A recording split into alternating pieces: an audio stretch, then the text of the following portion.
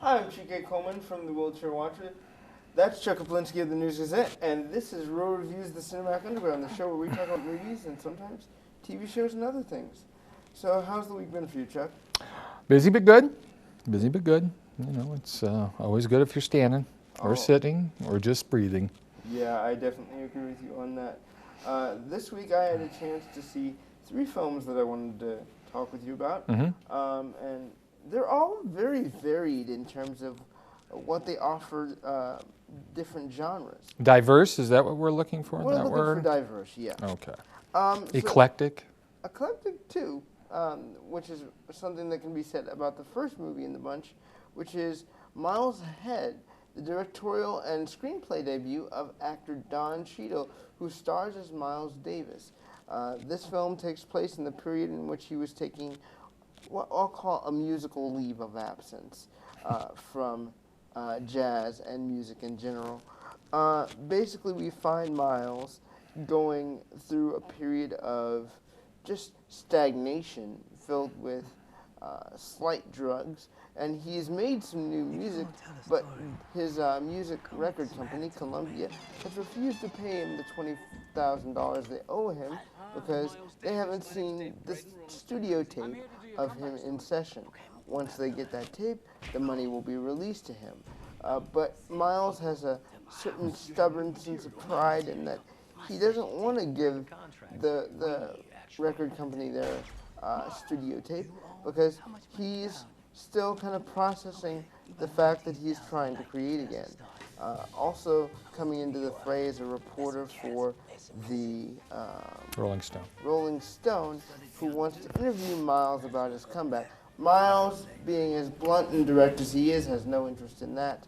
And through a series of events, the studio tape is stolen and taken away from Miles, and the whole film is a road movie, essentially, of trying to get that tape back, as well as flashbacks to Miles's previous earlier years when he was coming up and becoming a success, and how that sacrifice of success was demonstrated through his love of music, his love of his wife, and the sacrifice and toll it took on his marriage as well as other aspects of his life. I really enjoyed this film a lot. I am a self-confessed early years of Miles Davis fan. When I was little, my father used to give me physical therapy, and it's painful. You're basically having your hamstrings stretched to a nth degree to try and get them to allow me to walk properly. And the only thing that would kind of soothe me through this pain was listening to Miles Davis kind of blue records. So I have a deep association with that artist, at least in musical form. I really enjoyed the performance by Cheadle. It was varied and deep and consequential in terms of how Miles lived his life and the differences and variations in which he handled different situations often resulted in moments of levity for what is typically a very sad and dramatic film, and I really enjoyed what he brought to the table. The one piece I did not like is Ewan McGregor as the reporter trying to get the story on Miles Davis. I felt like even though he provided even more levity to the film could have been better suited by just going at things from Miles' perspective and seeing his actions as he tries to get the tape back. I mean, not everyone will agree with his blunt approach to getting answers or his blunt approach at dealing with people, but I feel like his persona and performance and personality would have sucked audiences in by itself, and there was no need for a secondary character to go on this adventure with him. Chuck, what did you think of Miles Ahead? Well, there's a reason that character is there. And that is because they could not get financing for the film. Cheadle has said that, and he's tried to get this film made for 10 years now, has said that they couldn't find financing until they had someone who was considered a name in the movie. So they had to come up with that character and got Ewan McGregor to play the part, and that's why that's there. and it is distracting. It is unnecessary to telling the true story. And it's a shame that we're still at that point to where Don Cheadle apparently isn't considered a big enough name to get a small film biography made. Because I think it would have been a much better film without this silly, because really I think it's silly, this little adventure that they go on to try and get this tape back. I agree. It's just nothing but a needless distraction. And again, it's a sad state of affairs that we're still at this point. It's a good thing that the music's there, and it's a good thing that Cheadle's there, because he is completely arresting here. He obviously did his homework. I know he said in an interview that he taught himself, or learned how to play the trumpet, because he didn't want to just be one of those guys that's just fingering along. And so you have to take your hat off to him as far as his dedication and perseverance is concerned with this movie, and he's definitely the best part of the film. He really is. He really does completely shine. And as much as I like pretty much all the early moments of the film when we were looking at flashbacks and his relationship with his girlfriend and then the one that got away, and how that person got away and how he developed that limp, so to speak. As much as I loved all that, my favorite moment was actually the in credits concert song. I was just like, oh, yeah, he really, really did his homework, because he's playing those notes, and he's sounding a bit like Miles here and there, and it was a enthralling, engaging experience to just see that moment on screen, even though it has nothing to do with the overall film we just witnessed. No, but it reiterates his genius and the reason why we would even go to a film like this, or why you would go to the trouble of making it. Just how special he was. Indeed. And after this film finished, I resigned to myself that I have to go find and buy a copy of Sketches in Spain, because they made reference to that album a lot, and I heard bits of it, and I was just like, whoa, yeah, this is a next level thing that I need to listen to. Yeah, I was not familiar with that work either, and I wonder if it's at the library or something like that. I hope. So I gave this film, I think I was really, really positive on it. I gave it 4 out of 5. I gave it 2.5 out of 4. Okay. Simply because of the distraction factor. Yeah, I can understand that. So Chuck, do you want to introduce Green Room? Green Room. What an interesting little movie this is. Green Room, as we know, is a term used to a waiting area for talk shows or concerts or whatever sort of live entertainment there is. It is, in fact, usually painted green, a calming, soothing color, and that's where the talent waits before they go on. In this movie, we're dealing with a metal thrash punk band who is trying to get established, but they can't do anything right. It's a bunch of people after high school who've been wandering around trying to find themselves. They're in this band, and they're about ready to give up. And a friend of theirs or an associate of theirs books a gig for them, and of course uses the cryptic term as they're setting off to this gig, don't tell anyone, it's like this one didn't happen. And they end up going to what looks like a bar to play.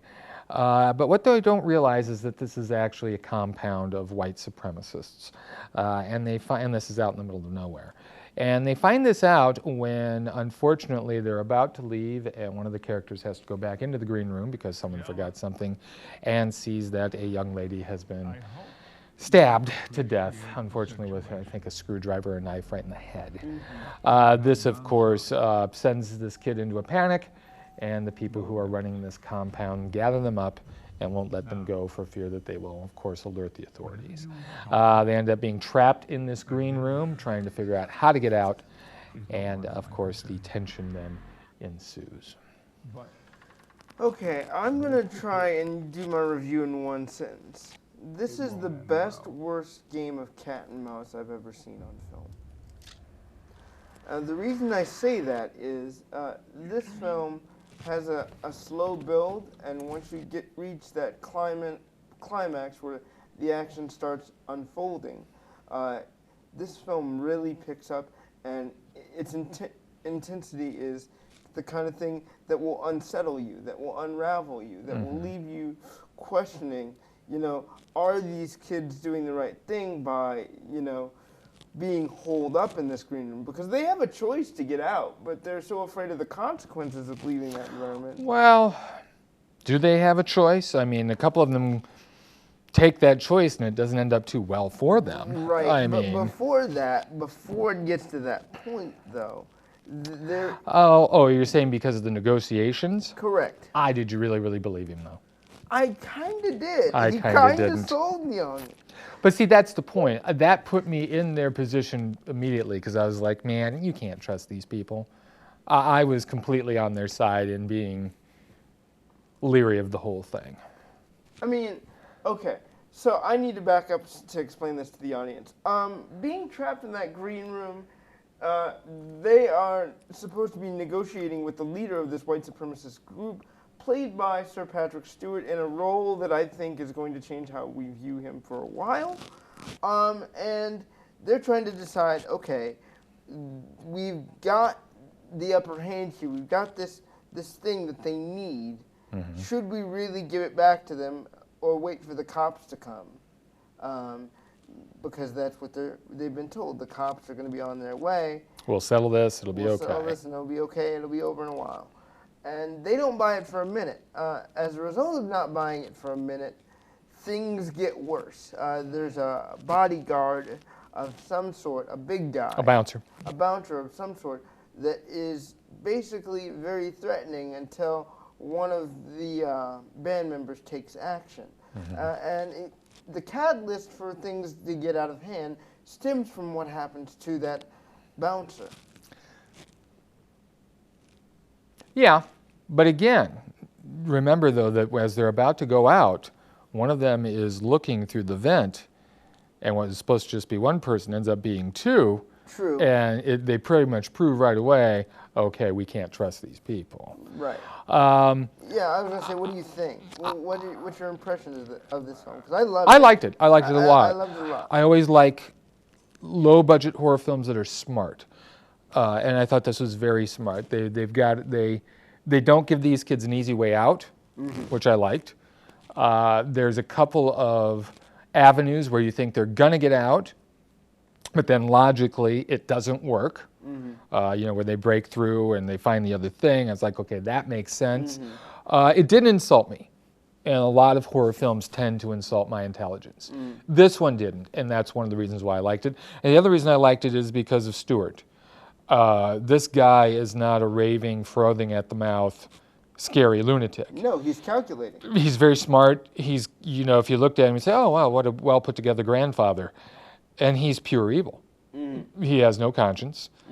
This is all, as you say, very calculated in his mind. He has, realized that these kids can't get away because it'll jeopardize everything, and he has no problems chopping them up, feeding them to the dogs, wherever it takes. And that's genuinely frightening. And he's strategic about it. That's the thing that I love. Yeah. He's completely strategic about it. And you see these people who, as you say, they're college kids at most. But they grow so much throughout this film and the experience of dealing with these people. Yeah. By the time you get to the film's end, when there's a question about, who is your island band, who is your deserted island band, the answer ends up being, who gives a? Yeah. And the other thing I liked about it, the fact is that, you would, in other movies, this would be just the bad guys. But there are shadings of other characters as well. There's the one guy who is the head of trying to figure this out at the beginning. Yeah. And he soon realizes he's in over his head. Yeah, and I love that moment. But he still doesn't want to disappoint the Patrick Stewart character, and he kind of goes along, but his heart's not in it. Yeah. There's a moment or two where you see, okay, he reevaluates everything. He's out, yeah. So it wasn't just villains from central casting. Yeah. They had shadings too, and I really liked the ending of the film. And I will say this, I don't usually say this about horror thriller films. I loved the violence in this film. It was practical, it was real, it was honest. These were injuries you would sustain as a result of dealing with these people. And it wasn't excessive. No, It was incredibly realistic. When those dogs get them, it wasn't it wasn't as you say, we don't see someone's arm getting ripped off, which Yeah. would probably not happen. It was as realistic as it could be. Right. And the moment I love the most is that first actual injury sustained by the lead character played by Anton Yelchin. Yeah. Just, makes complete sense to me. You would do whatever it took to get that back. Right, and of course how they solved that, or how he, the triage thing that he does. Really a smart film. It really kind of, I didn't have many expectations going in, but I was pleasantly surprised with this movie. I gave it 3 out of 5 stars, and the 3 just because, for the sake of, it made me so uncomfortable that I was trying to find, any point of levity that I possibly could, even though that's the point of the film. Yeah, it does a good job of putting you in their shoes. Yeah, but the only negative I found is you need at least a second to breathe. Yeah, well, I had no problem with the pacing of it. It was a tight little movie. Yeah, very, but it was an incredible experience. Yeah. I would recommend it, even if you're not a horror thriller enthusiast. This is one that I see having a cult following in a few years. Yeah. Yeah. Definitely. And the final film that I want to talk about is something that a lot of people have been anticipating. Another small affair. Yeah. Small in what sense? This is Captain America: Civil War. Now, I'm going to try and get as many of these names out as I possibly can. Chris Evans, Anthony Mackie, Scarlett Johansson, Robert Downey Jr., Paul Bettany, Elizabeth Olsen, Jeremy Renner, Tom Holland, Martin Freeman, Sebastian Stan, and let's see, there's one, Emily Van Camp, and let's see, is that it? I think we still got one more that I'm missing. The guy who played Zemo, who was Daniel Bruhl, and then the guy who played Crossbones, whose name I'm not going to remember, Frank something. Grillo. Frank Grillo. And Chadwick Boseman. And William Hurt. Okay, so I only missed what? 2. Yeah, pretty well. Okay. So this film was directed by Anthony and Joe Russo, the people behind Captain America: Winter Soldier. I believe you and I were both positive on this film when it was released last Winter Soldier? Yeah. Made my top 10 list. Yeah. Yeah. So this film centers around the fact that the Avengers go on a mission to stop Crossbones, played by Frank Grillo, from... Is he trying to steal something or blow something up? I think it was. I think they were trying to steal. They went to it was a biological weapon. Right, they were trying to steal a biological weapon. So the Avengers stop Crossbones, spoiler alert, but there's a cost to that which I won't reveal. And this leads them into being asked by the government and the UN to sign the Sokovia Accords, which says you can't enter into any fight without our say-so. And Robert Downey Jr., Iron Man, is basically on board with this plan because of something that happens to him while he's at what I can only assume is a college TED Talk with entrepreneurs. It seemed to me, I thought it was like MIT. Yeah, something and of so that nature. Graduate students or whatever that, he was. But he meets with a woman played by Alfre Woodard in her first of 2 Marvel appearances. This year, the other one being in Luke Cage, who says, because of what you did in Age of Ultron, I've lost my son. And that's exactly what she says, Age of Ultron. But yeah, essentially that puts Robert Downey Jr.'s character on the path of siding with these accords, saying that these superheroes need to be put in check. Captain America is on the side of, why do we need to be put in check? Because these disasters could happen, and if they choose not to have us around, there could be more loss of life than is absolutely necessary. In the meantime, there's something that happens at the UN at the signing of the Accords where someone, I'm not going to say who, is accused of blowing up a building that the Sokovia Accords are in. This is also where we're introduced to Prince Tachanka. And God bless you. and he is on a mission of vengeance because of what happens at this signing of the Accords. And we have Captain America basically trying to protect the person who potentially may have caused this bombing. And we have Iron Man and Captain America at odds because, of course, Iron Man wants this person brought in, and Captain America wants to keep them safe for obvious reasons. And that's all the plot I think I'm willing to give. Is there more that I should say? What's Baron Zemo up to? Baron Zemo, isn't that a spoiler? No, not at all. Okay, Baron Zemo I'll just say he's is up to looking. finding other super soldiers that exist within Hydra. And there's a reason why that is, and it's pretty much the big twist of the film. But we won't go into that quite yet. I wouldn't say it's the big twist, but okay. There's two, basically. Go ahead, Chuck. Tell us what you thought about it. Okay, you mean... Yeah, you do your thing. Okay, so going into Captain America Civil War, I didn't know what I was going to think because the trailers did show a lot. And I thought I basically had the roadmap to what the film was going to be like, but I was wrong entirely based on things that happen when Robert Downey Jr. is at that MIT commencement speech talk thing. Mm-hmm. By the way, they did incredible CGI effects on Robert Downey Jr. for that particular hologram scene that I thought was beyond amazing. And you really see Tony Stark's regret that he expressed in Age of Ultron taking shape within Civil War, basically doing a redacted version of apologizing for Captain America Age of Ultron. And I really enjoyed that. I really enjoyed Downey Jr.'s performance here. It's grounded, it's pained. Really? Go ahead. I found him incredibly insincere. Maybe that's the character. You found him insincere? Yeah. Oh, okay. Well, I felt like his pain was realistic and what he was going through emotionally as he was trying to get Captain America on side, which that was the only exaggerated part of his performance I found, was that after a certain point, you've got to start to believe what Cap is telling you because he's providing you with this evidence that things may not be what they seem. Well, he eventually gets there. Downey Jr.'s Tony Stark doesn't seem to care.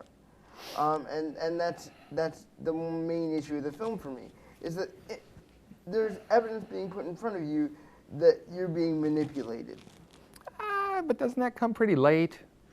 It does, but I would argue even after that evidence presents itself, you should be saying to yourself, okay, we really need to think these accords. All right, keep going. No, I want to know what you think now, because I'm positive on the film. I just think that that's the one misstep. I really loved Tom Holland's version of Spider-Man. That was really superb. I didn't think we were ever going to get the kind of Spider-Man that I had hoped to see, because in The Amazing Spider-Man, it's hinted at literally once that Peter Parker is the snarky, quippy guy, and then it's dropped completely. But in this, we get everything I would have wanted from a Spider-Man character. He's quippy. He's quick on his feet. He makes mistakes. He's still just constantly in amazement of all the superheroes he's seeing clash together, and he's fanboying out. He's fanboying out throughout the entire main fight that this film hinges on. And it's hysterical and amazing to see. The thing about Marvel is they're constantly, even though they're doing dramatic things, they're fun. It's enjoyable. That's the one thing that I didn't derive from watching Batman v Superman. There wasn't things that I could constantly enjoy unless I was looking at one specific character. Batman. Sorry about that. There's a sense of fun and enjoyment for these characters because the world building has been done for these characters. We know who they are. We know what they're capable of. We know, even in a sense, what they care about. And that's what made this film such an enjoyment for me, is it continues to build on what we know and continues to peel back those deep layers of who those characters are, who they can be, and where they morally stand. Go ahead, what's your... I had some problems with the first hour of the movie. Yeah. It seemed to be much too deliberate in what it was doing. It was almost as if I was watching a chess match in which they were consciously pushing the pieces of the plot into place, and that seemed a bit disconcerting to me. I also hated the way the action was filmed in the first hour. That opening sequence you talk about was awful. It was, and it surprised me that it was as choppy and as hard to follow as it was, because I thought similar action scenes in Winter Soldier, directed by the same people, were very sharp, very well done, easy to follow, and not to the point of distraction, which these early scenes were. But they finally, once all the pieces are into place, that second hour really, it found its footing. It found its footing once Spider-Man comes in. Yeah. It found its footing when Ant-Man comes in. That's where the fun starts. Yeah. And they are able to, somehow or another, combine fun with drama to where it's a little lightweight, but then again, it's not a throwaway entertainment. They still have something to say, and the stakes are still high. Not as high as I thought they would be. Yeah. And I don't know how I feel about that yet. And this really is a movie I need to see a second time. Because I'm at 2.5 out of 4 on it. I'm really kind of on the fence with it. But it ends so strongly. And that 15-minute fight sequence at the airport is going to be hard to top for anyone in the superhero genre, primarily because I felt that going into this thing, there are so many characters that play in this fight, it would be easy for it to become confused, it would be easy for you to lose track of what's going on, and yet you are constantly aware of where everyone's at, what they're doing, what their intentions are, you can follow the action, and hats off to those two directors for pulling this off, because it was an incredible quarter hour of pop cinema. Yeah, I agree. I want to say briefly in a mention of gratitude, I'm thankful for the second unit directors on this film, which are actually the directors of John Wick. Oh, really? Yeah. I didn't realize that, and I love that movie. They are probably responsible for some of the moments that you love. Those stunts and the choreography. Yeah, I didn't realize that. And I love John Wick. That was a very well done action film, and I know they're doing another one. They are. You know, I kind of wish it had the gravity of the comic book. Yeah. Because really I don't know. Loss. None at all. And I don't know how they're going to build on this. And I'm a little concerned about the next two Avengers films, because I know that they're talking, I read in the press, they're talking about having almost 70 different characters at play in this thing. And how they're going to coordinate that, I'm not quite sure. But it'll be interesting to see them pull this off. I'm starting to get a little tired. Of what, specifically? Just the whole thing. But we'll see if they can right themselves with Doctor Strange for me, because that'll take everything in a completely different direction then. Okay. And there's one other thing I wanted to talk about today. You said you're at a 2.5. Do you think you'll get to a 3? I don't know. It might. I mean, I've changed my mind on movies. You know, rarely, but every once in a while after I see them a couple times. I'm going 4 out of 5, despite the problems of Robert Downey Jr.'s performance, in terms of some of his over-exaggerations. And as you said... I thought you said you liked him. I do like him, but I do see your point about the insincereness. Yeah, you know, and that's part and parcel. I mean, that's Tony, but at the same time, I'm wondering if he's starting to phone this in. I feel like he pushed it a little bit too far at points, especially towards the end. But did you see when he came alive? Yeah. With Spider-Man. Yeah. And Aunt May. Yeah. And I never thought I'd say I can't wait for the next Spider-Man movie, but... No, I can't wait for the next Spider-Man movie. That scene in the bedroom alone. Yeah. Or the scene where he's first speaking to Aunt May. Yeah. It's great stuff. Yeah. And he is going to be in the Spider-Man film. Yeah, so, he is, I'm looking forward to it. The last thing I want to talk about very briefly is The Flash, episode 20, Rupture. Can you quickly give a synopsis of what happened in that? Not really, because we only have a minute, but I will say that the ending, I was aghast. Okay. I mean, obviously things will get fixed, but... Wow. Okay, so briefly catch up our audience on this, because I'm gonna go ahead and do it. basically the whole plot centers around Barry basically deciding whether or not to get his speed back. And then they recreate the quantum yeah, accelerator accident, and things go wrong. Yeah, there you things go. Horribly, horribly wrong.